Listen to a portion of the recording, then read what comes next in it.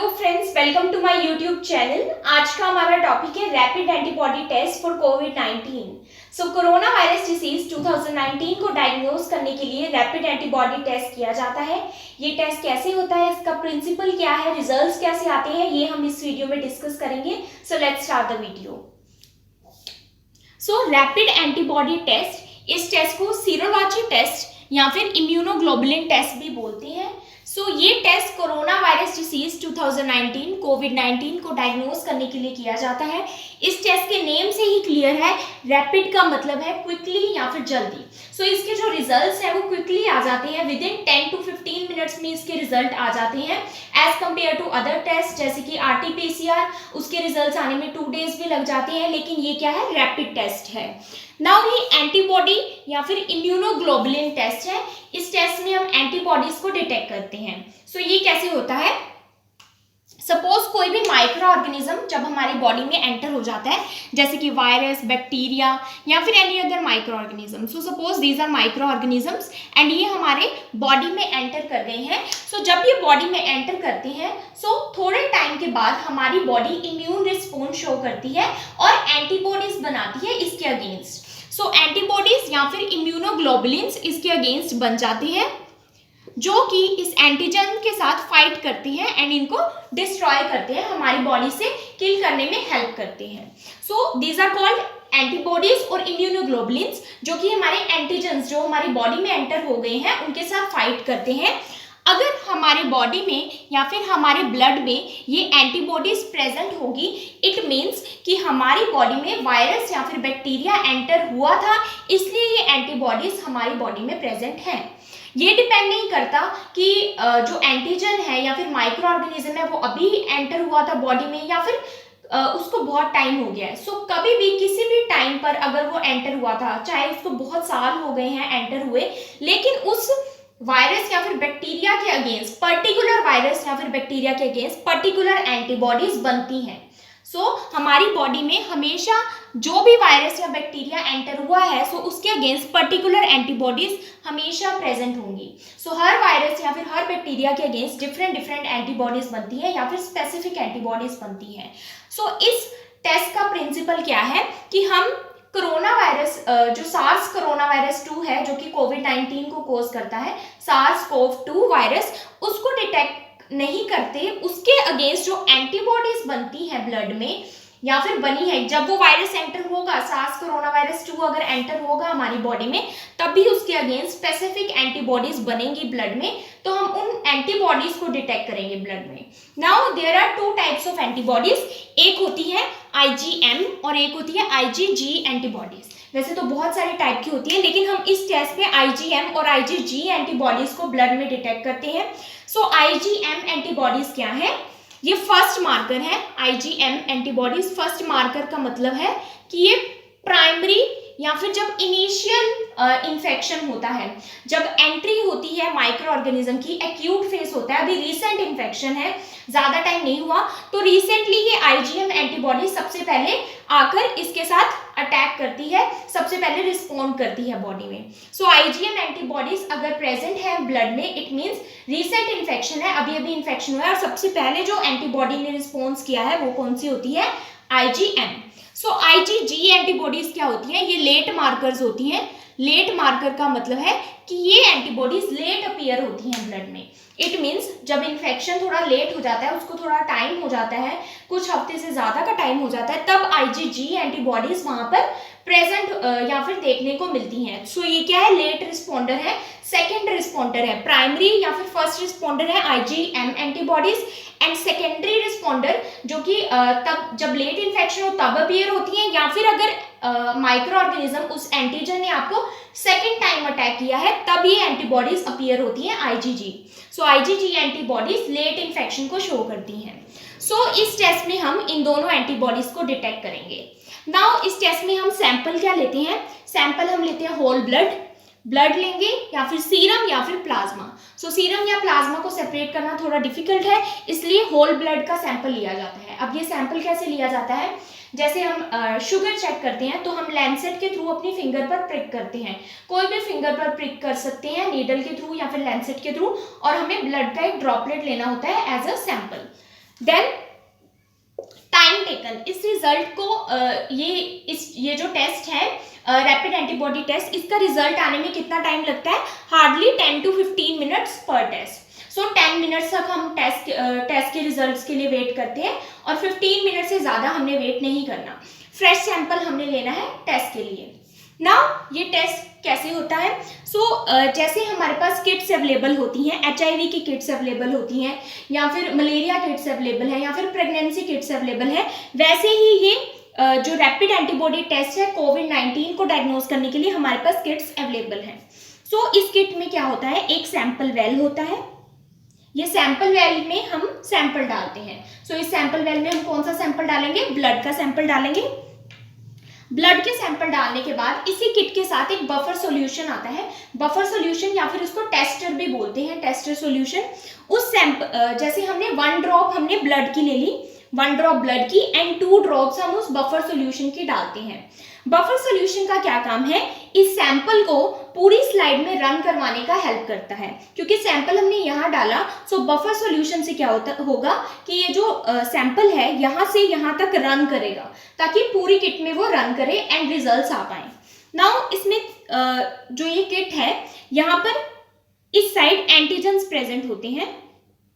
SARS corona virus 2 के antigen coated gold particles यहाँ पर प्रेजेंट होते हैं, antigen coated gold nano particles. अगर हमारे ब्लड में एंटीबॉडीज प्रेजेंट होगी सार्स कोरोना वायरस 2 के लिए, वो इस एंटीजन के साथ रिएक्ट कर एंटीजन एंटीबॉडी कॉम्प्लेक्स बनाएगी एंड देन फर्दर रिजल्ट्स आएंगे। अब क्या होता है? यहाँ पर 3 लाइंस प्रेजेंट होती है। एक होती है IgM के लिए, IgM यानी इम्यूनोग्लोबुलिन M के लिए। देन IgG एक लाइन प्रेजेंट होती है इम्यूनोग्लोबुलिन G के लिए, एंड एक कंट्रोल लाइन प्रेजेंट होती है। अब हम आगे देखते हैं कि इन लाइंस का क्या सिग्निफिकेंस है। फर्स्ट है कंट्रोल लाइन के बारे में। अगर हमने सैंपल डाला, ब्लड डाला और ऊपर से बफर सॉल्यूशन डाला एंड बफर सॉल्यूशन ने क्या किया? ब्लड को पूरा रन करवाने में हेल्प किया स्लाइड में। जो लाइन अपीयर हुई वो क्या हुई? Only control line. Control line हर टेस्ट में अपीयर होगी, इसका कोई सिग्निफिकेंस नहीं है। ये इसलिए है जस्ट कि आपका जो सॉल्यूशन या फिर सैंपल है वो पूरी स्लाइड में रन किया है एंड स्लाइड अच्छे से वर्क किया है, उसने कोई स्लाइड में कोई एरर नहीं है। अगर ये कंट्रोल लाइन अपीयर नहीं होती, इट मीन्स जो सैंपल है वो यहाँ तक नहीं पहुंचा एंड स्लाइड में कुछ एरर है या फिर स्लाइड अच्छे से वर्क नहीं कर रही। सिर्फ कंट्रोल लाइन अपीयर होने का मतलब है कि स्लाइड ने ठीक वर्क किया है एंड आप नेगेटिव है, क्योंकि ना तो IgM लाइन अपीयर हुई है ना ही IgG लाइन अपीयर हुई है। इट मीन्स नेगेटिव है। आपकी ब्लड में कोई भी एंटीबॉडीज वायरस के अगेंस्ट प्रेजेंट नहीं है, इट मीन्स आपको वायरस ने अटैक नहीं किया, तभी तो एंटीबॉडीज नहीं बनी। देन फर्स्ट आ गया control line only and negative result. Then आता है हमारा कंट्रोल लाइन तो अपीयर होगी, लेकिन जब हमने सैंपल डाला और पूरा रन किया तो IgM वाली लाइन अपीयर हुई। नाउ IgM क्या इंडिकेट कर रहा है? IgM क्या है? इम्यूनोग्लोबुलिन M, जो कि फर्स्ट रिस्पॉन्डर है। जब एंटीजन एंटर हुआ हमारे बॉडी में, तो जो फर्स्ट रिस्पॉन्डर जिसने सबसे पहले एंटीबॉडीज ने उस पर अटैक किया एंटीजन पर, वो क्या है? IgM immunoglobulin M। It means ये लाइन जब अपीयर हुई तो इट मीन्स रीसेंट इन्फेक्शन है। रीसेंट इन्फेक्शन है क्योंकि अभी इन्फेक्शन हुआ है, तभी आपकी जो फर्स्ट रिस्पॉन्डर्स है वो वहां पर आए हैं। तो ये क्या शो करता है? IgM positive result. Then second क्या है? IgM लाइन अपीयर नहीं हुई, ओनली IgG लाइन अपीयर हुई। IgG इम्यूनोग्लोबुलिन G क्या है? लेट रिस्पॉन्डर है। सिर्फ IgG लाइन क्या शो कर रही है कि आपको इन्फेक्शन हुए काफी टाइम हो गया है, लेट इन्फेक्शन है, काफी हफ्तों से, may be 2 or 3 weeks old infection है, शायद आपके अंदर उसके अंदर लेट एंटीबॉडीज डेवलप हो गई है, इम्यूनोग्लोबुलिन G डेवलप हो गया है, जिससे पता लगता है कि आप रिकवरी फेज में हैं इन्फेक्शन से। IgG क्या इंडिकेट कर रहा है? IgG पॉजिटिव क्या इंडिकेट कर रहा है कि आप रिकवरी फेज में हो सकते हैं और लेट इन्फेक्शन है, रिसेंट इन्फेक्शन नहीं है। नाउ थर्ड स्लाइड में क्या शो हो रहा है? IgG लाइन भी अपीयर हो रही है एंड IgM लाइन भी अपीयर हो रही है। इट मीन्स रीसेंट एंटीबॉडीज भी वहां पर प्रेजेंट है और जो सेकेंडरी एंटीबॉडीज है वो भी प्रेजेंट है। इसका क्या मतलब है कि आपको अभी भी IgM एंटीबॉडीज वहां प्रेजेंट है। इट मीन्स एक्यूट इन्फेक्शन हो चुका है, रिसेंट इन्फेक्शन हो चुका है, उसके बाद लेट स्टेज आ गई है, इट मीन्स आप रिकवरी फेज में है इन्फेक्शन के। सो ये रिकवरी फेज को इंडिकेट कर रहा है, या फिर 2 वीक से ओल्ड इन्फेक्शन हो सकता है। सो IgM और IgG पॉजिटिव आप हैं। सिर्फ IgG पॉजिटिव ये भी इंडिकेट कर सकता है कि आपको जो एंटीजन है या फिर इन्फेक्शन है वो बार बार अटैक कर रहा है, जिसकी वजह से IgG एंटीबॉडीज जो कि लेट एंटीबॉडीज है वो आपकी ऑलरेडी प्रेजेंट है ब्लड में उस पर्टिकुलर वायरस के अगेंस्ट। सो ये सब लाइंस सिग्निफिकेंट है अलग अलग रिजल्ट्स के लिए। नाउ इस टेस्ट की कुछ एडवांटेजेस एंड डिसएडवांटेजेस भी हैं। फर्स्ट हम इसके एडवांटेजेस को डिस्कस करते हैं। सो फर्स्ट बेनिफिट इस टेस्ट का ये है कि ये रैपिड है, रैपिड एंटीबॉडी टेस्ट है। सो क्विकली इसके रिजल्ट्स आ जाते हैं within 10 to 15 minutes as compare to RT-PCR जिसके रिजल्ट्स 2 डेज तक आते हैं। So this is quick and rapid test. Second इसका बेनिफिट ये है कि इस टेस्ट को कोई भी परफॉर्म कर सकता है। इस टेस्ट को करने के लिए कोई ट्रेन पर्सोनल की ज़रूरत नहीं है। RT-PCR को करने के लिए ट्रेन लैब टेक्नीशियन की ज़रूरत होती है, लेकिन ये टेस्ट हम खुद भी कर सकते हैं।